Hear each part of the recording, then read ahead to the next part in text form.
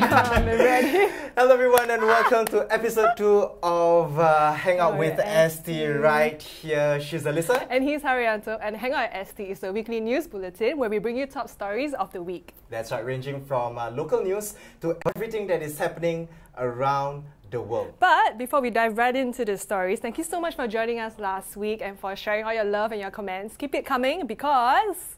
Yep, because we are coming to you live from the Straits Times newsroom. So like what Alyssa said, leave your comments below in the comments section and we will be reading your comments out. Yeah. Yeah, and for this week's top stories of the week, Alyssa, we're going to be talking about a few things. One of which is storied houses. And then we're going to be talking about airport fees to increase. And snap, what you catch on your camera could get you into trouble. And we also bid a temporary farewell to a South Korean celebrity who is currently in the military. Yeah, I think Alyssa is a bit sad about quite that. Quite sad. All right. You know, Alyssa, do you like to watch horror movies? No. But you do. Okay, I know you do. I love horror movies. The scarier it is, right? the better, right? The scarier it is, the better. So we've watched horror movies featuring abandoned houses and how creepy they can be. Okay. Correct? And often they are tied to some kind of, murder or suicide that's happened in there. And in fact, there is a house right here in Singapore that may seem to be from such a horror movie. Now the question is, would you live in such a house? No, I would not even consider it. No, not at all. Were you? Probably for the kids of it. Okay. Yeah. An abandoned house at Sembawang Hills Estate where skeletal remains were found was put up for sale in an auction by the government on Tuesday. Now it was sold for $2.23 million to a local contractor in 12 minutes. Is that a record, do you think? Yeah. 12 minutes? No, I don't think so, but it's fast. Yeah, right? for a haunted It's very house. fast. Now here is a video on the history of the abandoned house.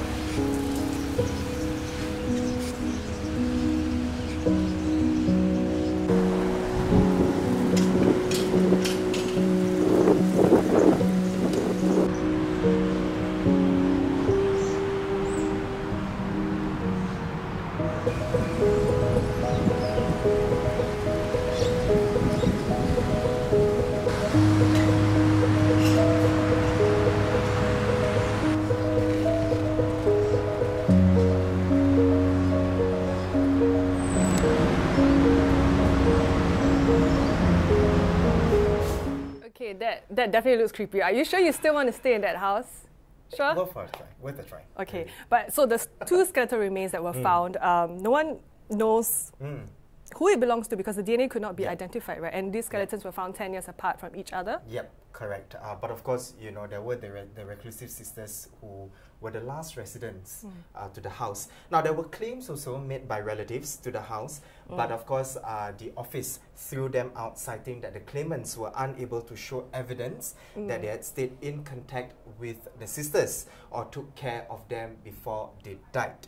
Now, this begs the question, right, Alyssa? Right. What gives the state the rights to own a property? Well, from what I know, in general, when lands to the government, but it's different in this case because I mean it was left abandoned for more than 10 years. Yeah, and derelict. But you see, so that's the other question also.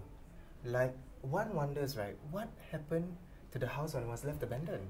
Until skeletons were there. Skeletons appeared, That's a very long time. It's a very long time, right? So, Yeah. 2006, there was one they found. And then between that to 2015, another one. There's another one. So what is that lag? And didn't anybody actually go and look for the sisters? Yeah, I mean, Singapore is small. It's not like it's that much trouble to just give a call Yeah, maybe a prankster put in some bones there. Yeah. We don't know. We'll never know, right? Right. But I mean, plans moving forward. So 70-year-old Mr. Goh Tee Kia, he won the bid. And he told reporters after the auction that he will tear down the old house and build a new one. Right. So I guess the moral of the story is always have a will. Yes. Prepared, drafted, right? Like we were talking about this earlier. It's kind of like, it's quite morbid to think about it. Yeah. Right. It's like the medical checkup you do once a year. And I mean, I'm not quite young. I don't have any like illnesses.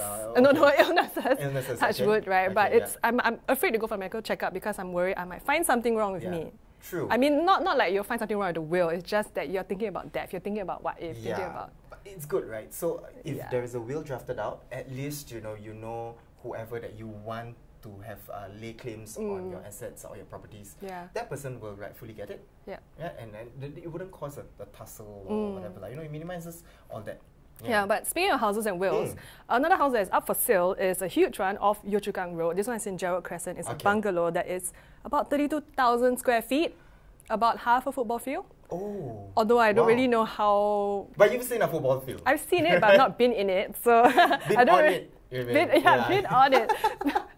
Been on it, right? Yeah. So this bungalow was put up for sale last Thursday at a minimum price of $35 million. Minimally, right? $35 million. Yeah. And the thing is, I mean, of course, this bungalow is known for its massive and sheer size. Yes, right? About 32,000 square feet. But this particular bungalow also is known because it was the center of the Yang Yin saga, the tour guide who tried to swindle a retired widow of her money and estate. Yeah. So here's a quick recap of basically what happened.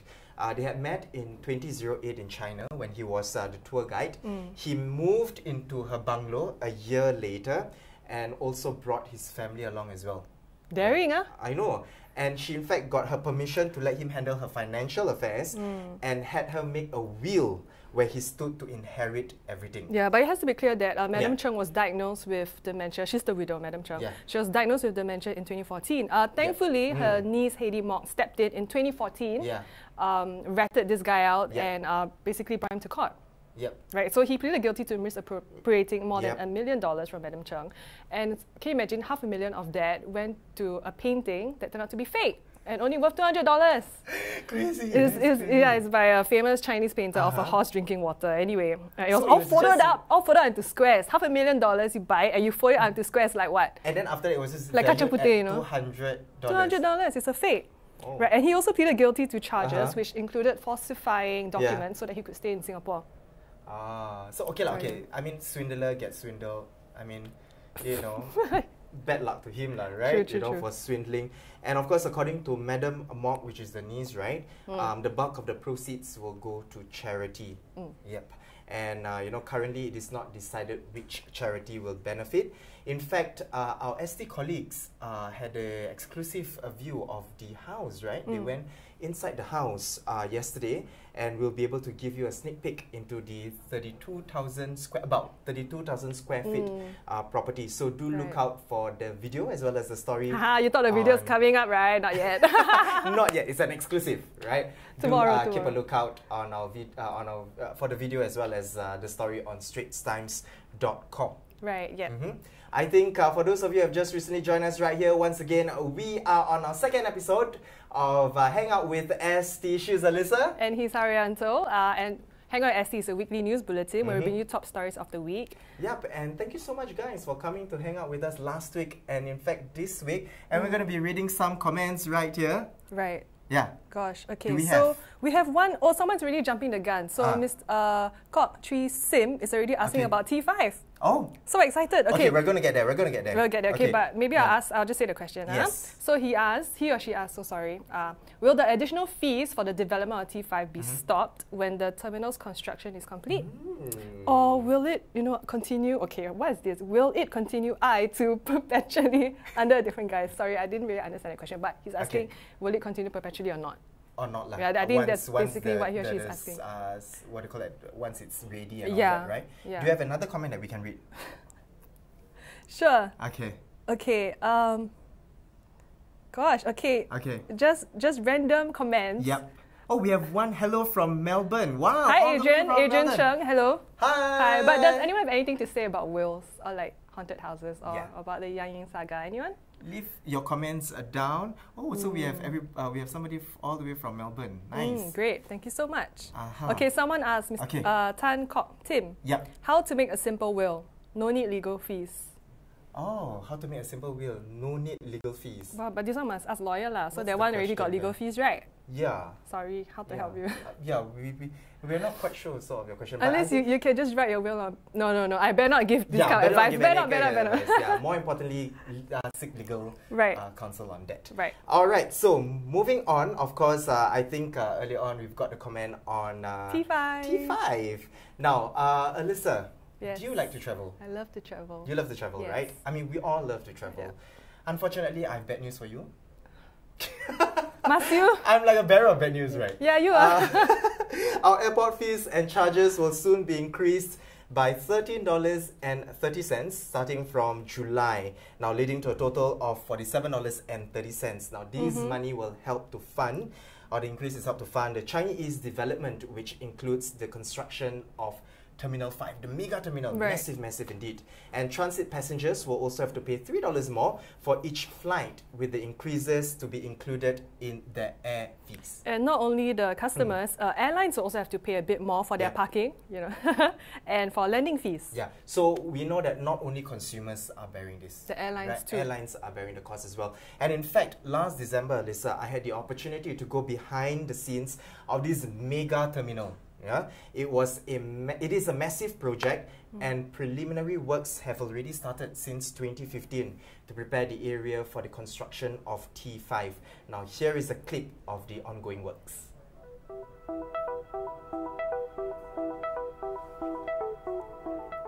Where I'm standing right now is the site of the future Changi Airport Terminal 5.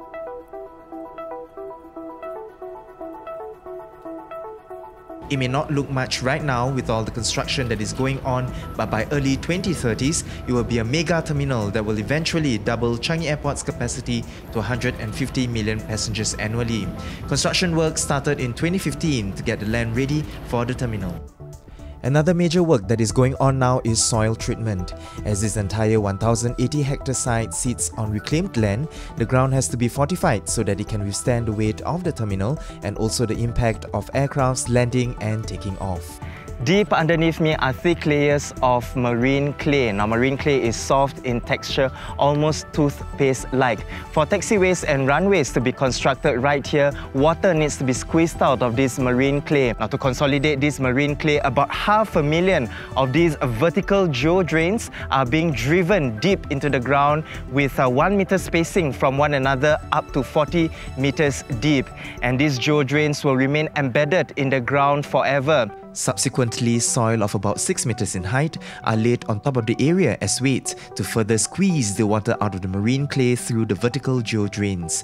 Once the marine clay is consolidated, the soil will be removed and runways and taxiways can then be built. About 1/3 of the total land area of Changi East development needs to go through this treatment.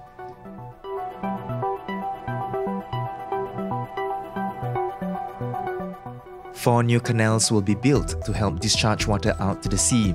These will keep the runways and taxiways free of surface water and prevent flooding. T5 will be built about 5.5 meters above the average sea level of 100 meters. This is higher than the other terminals, which were built about 5 meters above the mean sea level.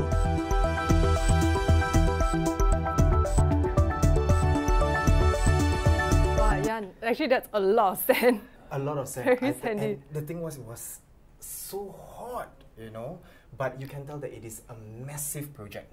Massive project. And in fact, it's so huge that, it's even bigger than T1, T2, T3 combined. How many football fields?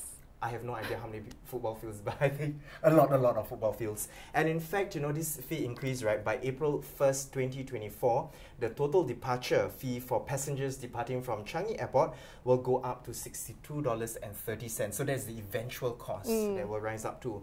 But the authorities, of course, say that the bulk of the cost to develop, for development and all that, will still be borne by the government as well as Changi Airport Group, which is the operator, right, CAG.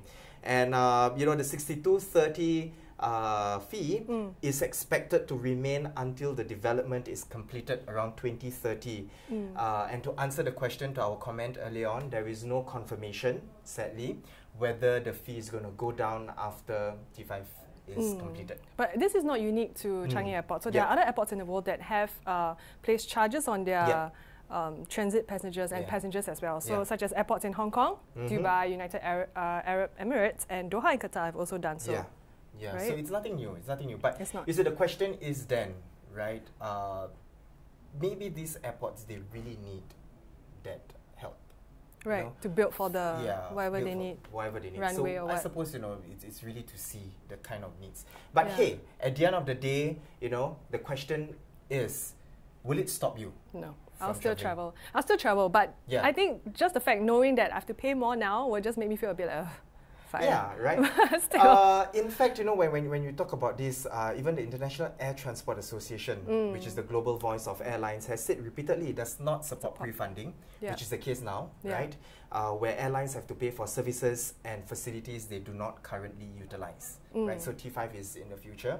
So IATA says no, but we're still going ahead with it, you know, because at the end of the day, really, you know, we're going to enjoy it. Eventually, it's for all of us, right? And so for those watching, I mean, how will you feel about it? Let us know. Will it stop you? Will it stop you? Will it stop you from traveling? Will it, you know, say, nah, it's fine, you know, I'm ready anyway, you know, on a holiday, I'm ready to spend the money, I won't feel the pinch. Yep. Do we have any comments on that? Let's see. Let's take a look. Okay, someone who says, Monet, T5, Singapore, a little red dot where the airport is bigger than the country. Okay, fine. Let's see another one. Okay, so far not yet, but we do have a lot of comments about the will. Okay. So maybe we can read some on the will. Some people said, say check with pro bono lawyer. Okay, that's one way to. That's one way to do it. Get a free will. They will do it for free, right?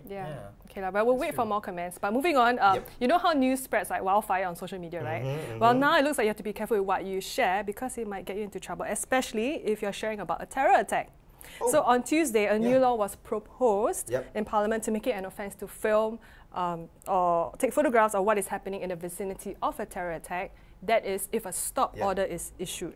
So this also applies to like text messages or audio messages about what is happening. And this applies to everyone, journalists, members of the public, and if it's passed, those who ignore this order can face fines of up to $20,000 and a maximum jail term of 2 years. Wow, that's a lot. But you see the things I can understand, right? Why there needs to be this bill. Because it's security, you know. So reason for the bill, you know, they mentioned because the spread of such footages has undermined security operations of terror attacks elsewhere. For example, in the Mumbai terror attacks in 2008, where the gunman basically watched a live broadcast of security forces preparing to storm the Taj Mahal Palace Hotel. Right? So they know. There were some people that they're on the third or fourth floor saying that, oh, I'm on this floor and I'm alive. And then the government knows where you are. Knows, right? And a more recent one was in 2015. I think we know about that as well. When a terrorist was holding hostages in a Parisian deli. And he was able to watch police officers gathering outside, all thanks to live TV broadcast.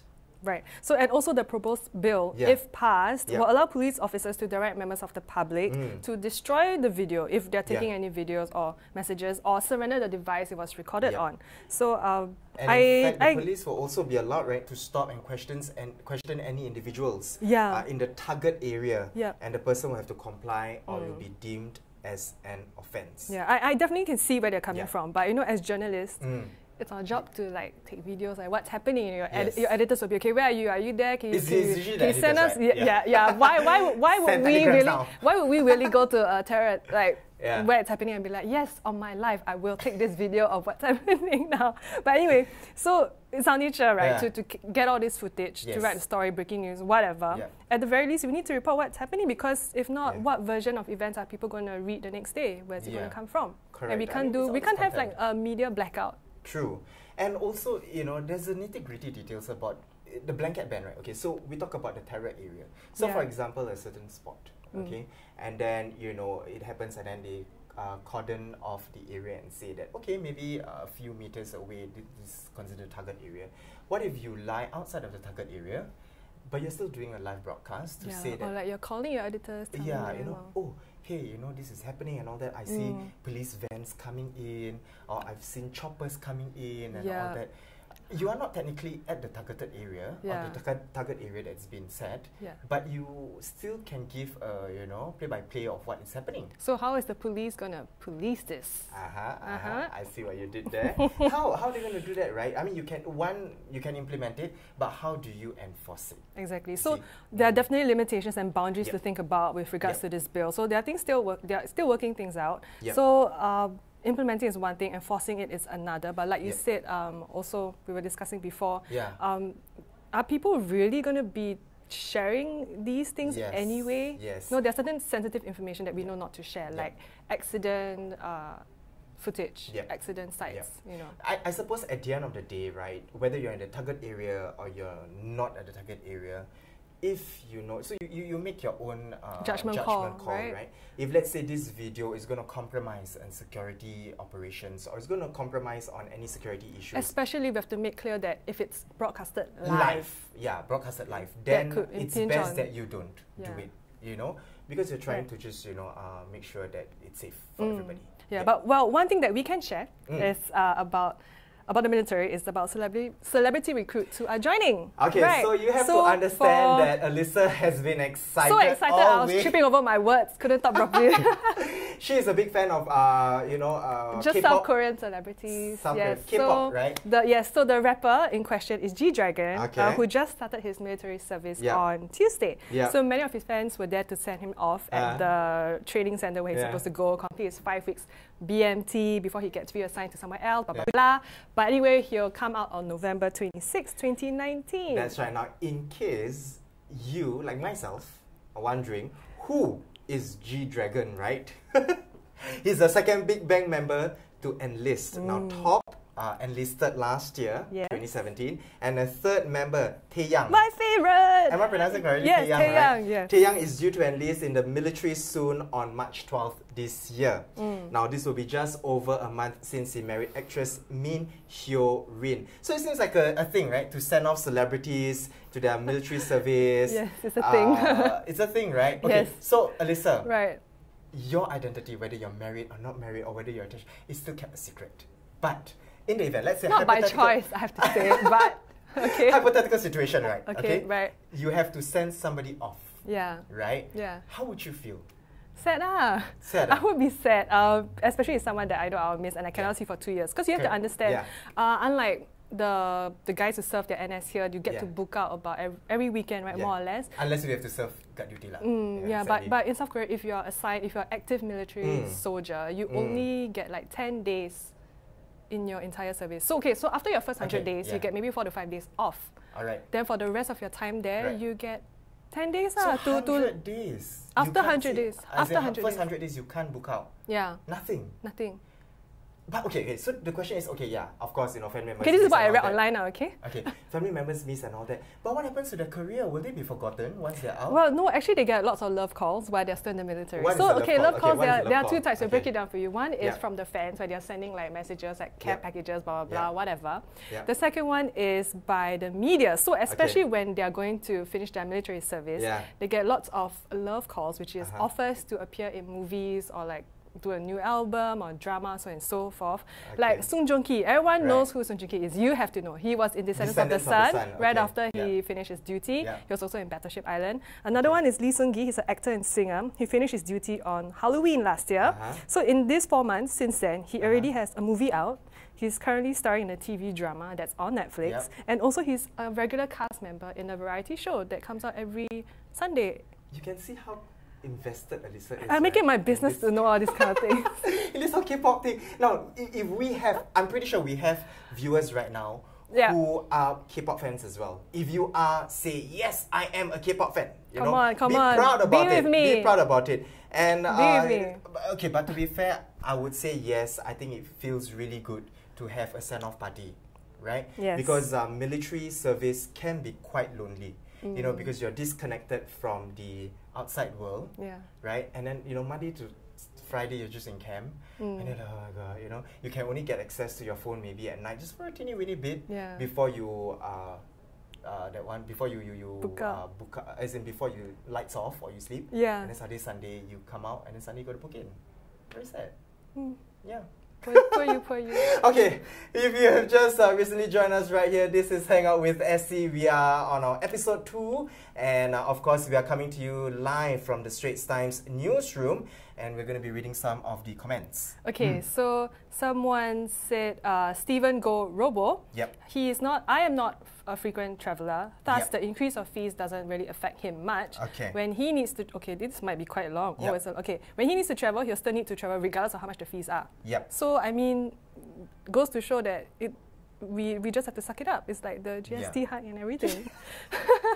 GST hike last week. Yeah, right, correct. I mean... Yeah, that's true. And at the end of the day, I'm pretty sure, touching back on that, I'm pretty sure at the end of the day, airlines will be able to circumvent the problem. Yeah, and also, I mean, we don't really know right now also how they do their pricing, right? Yeah. So. Do you have any more comments, Alyssa? Mine is not firing up. I don't know why. So we got to depend on yours. Okay, so someone has a Wen Shan on the security bill regarding the Video on Terror Act. Would the bill, if passed, means video evidence will not be admitted in court?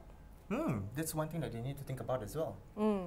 Because it cannot be used technically, right? Because if you're going to get caught for it, then how are you going to use that video evidence? Yeah, and it's like if you do have it and then they're asking for footage, but knowing that maybe you weren't supposed to have recorded it, do you like, here's the footage and you can handcuff me? Yeah, I think there is another one on the bill as well. Right. Let me see here. Kai Gui? Yeah, the security bill is a good one. People need to learn common sense the hard way. It's your job, but you don't compromise the security operations that is ongoing. Oh, he summed it up really nicely. We agree with you. Yeah. Yep, at the end of the day, whatever that you do, just make sure whatever that you're recording, whatever that you're disseminating, does not compromise on security operations. Yep.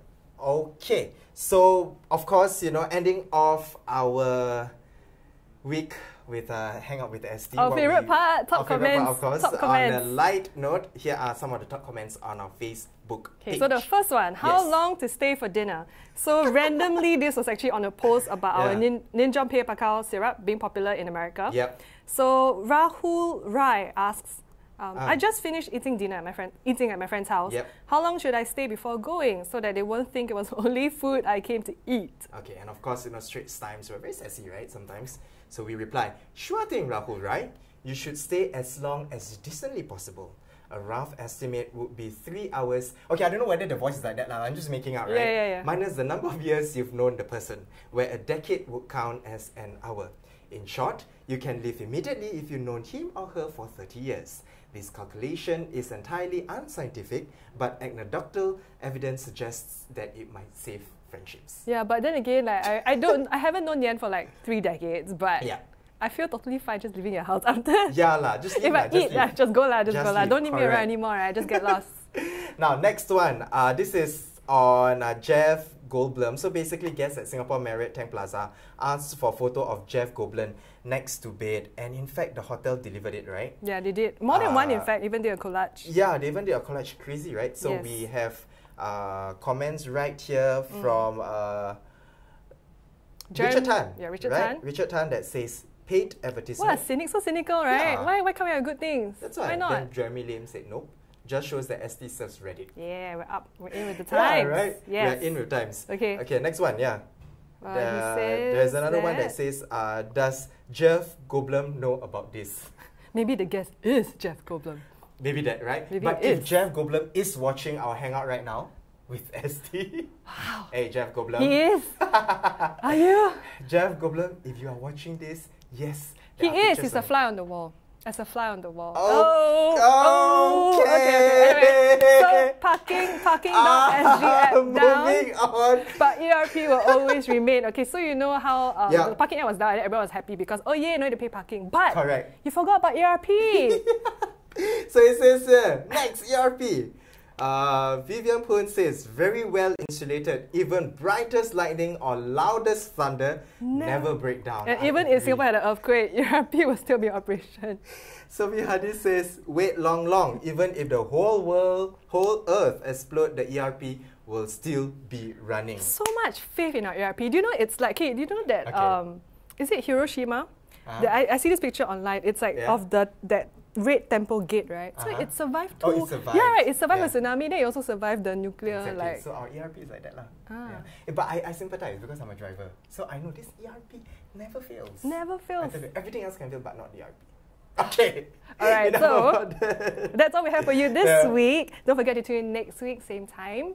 And of course, same day as well. And for more top stories and videos, you can log on to straitstimes.com and like our Facebook page. Now, if you do not know yet, of course, we have also gone premium. You will notice the new logo on the ST website as well as our mobile app. Now, some of our best content produced by our experienced journalists in Singapore and around the world, it will be available only to subscribers. So do remember to subscribe. As a subscriber, you will also get to enjoy unlimited access to all premium content. And last but not least, again, we cannot reiterate enough, follow us on our social media platforms, on our Facebook page, that is straitstimes.com, our Twitter, st.com, as well as on Instagram, Straits Times as well. We give you half an hour, not 92 seconds update.